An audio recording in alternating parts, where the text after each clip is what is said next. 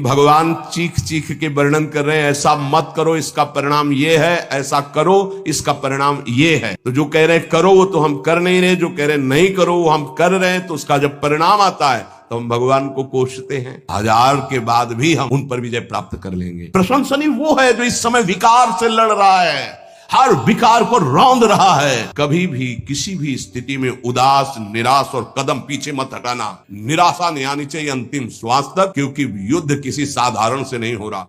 ये रजोगुण से प्रकट होता है, राग से, और ये महापापी है, अर्थात महापाप कराने वाला है। महाशनो, ये कभी तृप्त नहीं होने वाला, चाहे जितना भोग लो। ना चाहने वाली बात ऊपरी है और चाहने वाली बात हृदय की है। संसार शरीरों में भोगने से सुख मिलता है, अंदर बैठा है, और ऊपर से हम कहते हैं कि हम नहीं चाहते थे पर ऐसा हो गया। नहीं, अगर ये बात अंदर बैठ जाए कि हमें नहीं चाहिए ये झूठे सुख, तो फिर कोई परास्त नहीं कर सकता। वस्तु, व्यक्ति, क्रिया, स्थान, इससे जो हम सुख चाहते हैं उसे काम कहते हैं। किसी शरीर से, किसी वस्तु से, किसी पद से। इस काम में शब्द तो एक है पर इसके दोष अनंत हैं। शब्द है काम, और अनंत पापाचरण कराने की इसमें सामर्थ्य है। काम में इसमें अनंत विकार भरे हुए हैं। जब तक मनुष्य के भीतर ये बात बनी रहती है कि शरीर भोग से, वस्तु भोग से, पद भोग से हम सुखी हो जाएंगे, तो ये काम पाप ही कराता रहता है। निर्दोष, निर्विकार, निष्पाप होने के लिए इस काम का मर्दन करना आवश्यक है। सहने से ये नष्ट हो जाते हैं। शास्त्र निषिद्ध कर्म ये काम ही कराता, प्रारब्ध नहीं कराता। प्रारब्ध से शास्त्र निषिद्ध कर्म जो किए उनका फल आता है सुख दुख। अगर शास्त्र प्रतिपादित है तो सुख आएगा, शास्त्र विरुद्ध है तो दुख आएगा। लेकिन ये जो हमसे पाप करा रहा है, ये कोई प्रारब्ध नहीं करा रहा, कोई काल नहीं करा रहा, कोई ईश्वर नहीं करा रहा, ये हमारी चाहत करा रही है। अंदर बैठी है, शरीर के भोगों से सुख मिलता है, ये अंदर घुस के बैठ गया है और यही हमसे पाप करा रहा है। तो जब जानकारी हो गई तो फिर पाप क्यों हो रहे हैं? जब जानकारी हो गई कि ये काम पाप करा रहा है तो हम इस जानकारी का प्रयोग क्यों नहीं कर पा रहे हैं?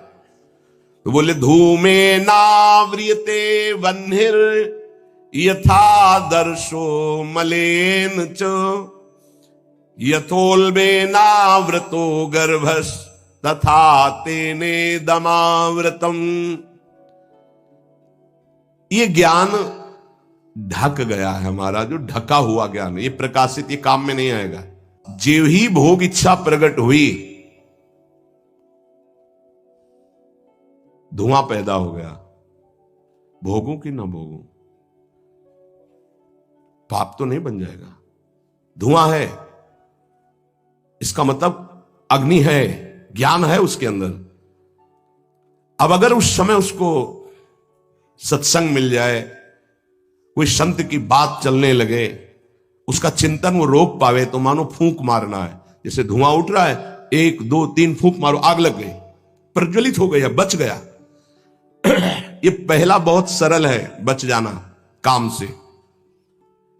धुआं हो जाने पर दिखाई नहीं देता क्या है, क्या ठीक है क्या नहीं ठीक है, पर फूंक मारो तो आग उठी, धुआं खत्म हुआ। ये ज्ञान हो रहा है, बीच बीच में जलन हो रही कि भोगूं कि ना भोगूं, अच्छा है कि नहीं अच्छा है, कहीं पाप तो नहीं हो जाएगा, कहीं गलती तो नहीं हो जाएगी, पर वो धुआं है, नहीं भोग लेते हैं, अवसर मिला है, समय मिला है, भोग ले। ये उस समय उसको चाहिए, तत्काल कोई सहयोगी चाहिए विवेक का। परमार्थिक मार्ग में धुआं पैदा कर देगी। साधक अगर सावधान हुआ तो तत्काल प्रयासरत हो जाता है इस धुएं को हटाने के लिए। फूंक मारने का मतलब कीर्तन शुरू हो गया, वो सत्संग शुरू हो गया, किसी संत के पास तत्काल बैठ गया, उसकी वाणी सुनने लगा, वो धुआं खत्म हुआ। फूंक लगी, आग जली, धुआं खत्म, ठीक निर्णय होगा। नहीं नहीं, ऐसा नहीं करना। जड़ वस्तुओं में प्रियता, महत्ता, सुंदरता, सुखद रूपता, ये काम पहले पैदा करता है। ये सत्य है, इसमें सुख मिलेगा, इसमें बहुत सुख मिलेगा। अब ये धुआं बढ़ता चला जा रहा है, कैसे सुख मिलेगा? लाखों लोग भोग रहे हैं, कैसे सुख? कैसे तुम मुझे बावरा बना सकते हो? नहीं नहीं, गलत है। यह है धुआं को हटाना, फूंकना।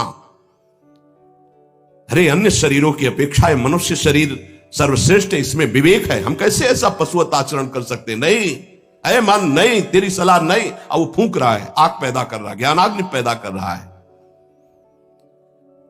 पर बहुत प्रवीण साधक नहीं, उससे प्रवीण मन है। वो सुख को सुख मानकर भोगने की लालसा प्रबल होने के कारण वो धुआं नहीं हटा पा रहा, वो उसी में और राग कर रहा है। प्रथम अवस्था में हटा लिया तो हटा लिया, नहीं दूसरी अवस्था में बहुत ही भयानक स्थिति हो जाएगी। ऐसी कामना का वेग बढ़ा तो ये भूल गया कि मैं साधक हूं, मेरा कर्तव्य क्या है, मैं कर्तव्य करने जा रहा हूं, ये भूल गया।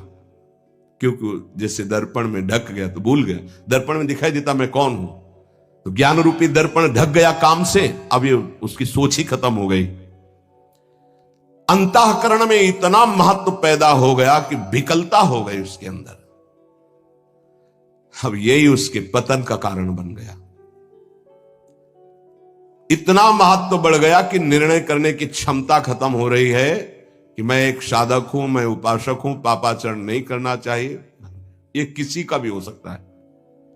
पहली दशा बहुत जल्दी हटा जा सकता है, फूंक मारी हट गया, आग पैदा हुई ज्ञान की, नहीं। ऐसे तृतीय अवस्था में ये पता ही नहीं रहता मैं गलत कर रहा हूं या गलत करने जा रहा हूं, विवेक ही काम नहीं करता, वो उससे सुख और अपना जीवन मान लेता है। क्रोध जब अपना स्वरूप धारण करता है तो हिंसा पैदा कर देता है, सम्मोह पैदा कर देता है। सम्मोह स्मृति का नाश किया और बुद्धि भ्रष्ट हुई, नष्ट हो गया साधक। ये सर्वनाश करने वाला काम। सम्मोह माने मूढ़ता, घोर मूढ़ता, कुछ निर्णय करने की सामर्थ्य नहीं रह गई। पशुवत, एकदम पशु। अब उसमें जब वाणी खुलेगी तो झूठ, आचरण होंगे तो कपट, व्यवहार होगा तो बेईमानी, कर्म होगा तो अन्याय और पाप, गुस्सा आएगी तो अत्याचार, हिंसा, इसके सिवा और कुछ नहीं। अपना रजिस्टर कभी पढ़ के देखो, अपने रजिस्टर को तो देखोगे नहीं कि अपने जीवन के रजिस्टर में हमने क्या क्या आचरण किए हैं, ये सबको देखना चाहिए। ये बात समझने की है, थोड़ा कड़वाहट जरूर है कि हम सब तत्काल भगवान को दोष देने लगते हैं, लेकिन भगवान चीख चीख के वर्णन कर रहे हैं, ऐसा मत करो इसका परिणाम ये है, ऐसा करो इसका परिणाम ये है। तो जो कह रहे हैं करो वो तो हम कर नहीं रहे, जो कह रहे हैं नहीं करो वो हम कर रहे हैं, तो उसका जब परिणाम आता है तो हम भगवान को कोसते हैं। बमूल बोओगे तो उसमें दाग छुहारा नहीं लगेंगे, कांटे ही लगेंगे।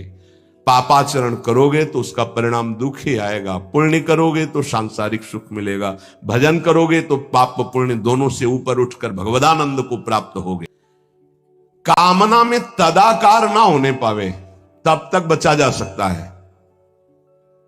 जहां तैयारी बनी सुख भोग की और राजी आपने दस्तखत कर दिए, अब आपको भगवान ही बचा सकते हैं, दूसरा कोई नहीं। उस समय भगवान ही कोई ऐसी लीला कर दे तो बच सकते हो, अन्यथा नहीं बच सकते।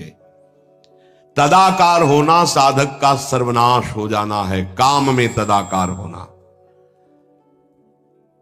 1 2 4 बार अगर आप ऐसी अवहेलना करेंगे तो आपका साथ देगा आपका हृदय और जलेगा, धिक्कार करेगा, बार बार कहेगा गलत है, कान पकड़ेगा, अब की बात नहीं। आगे बढ़ गए, ज्यादा मलिन हृदय हो गया तो आनंदित हर्षित होने लगेगा, आज ये भोगा कल वो भोगूंगा, और वो पापाचरण में हर्षित होकर आगे बढ़ जाता है। ये बहुत बुरी स्थिति होती है। जब तक साधक का हृदय धिक्कार देता है तब तक तो निकलने के चांस रहते हैं कि गलती को गलती मानता है और बार बार कहता है अब नहीं करूंगा। वो विवश होकर गलती हो रही पर वो कह रहा नहीं करो, ये निकल जाएगा, आज नहीं तो कल निकल जाएगा। लेकिन जो राजी हो गया है, जिसने इस महान पाप को अवगुण को गुण मान लिया है, निकलने की संभावना नहीं।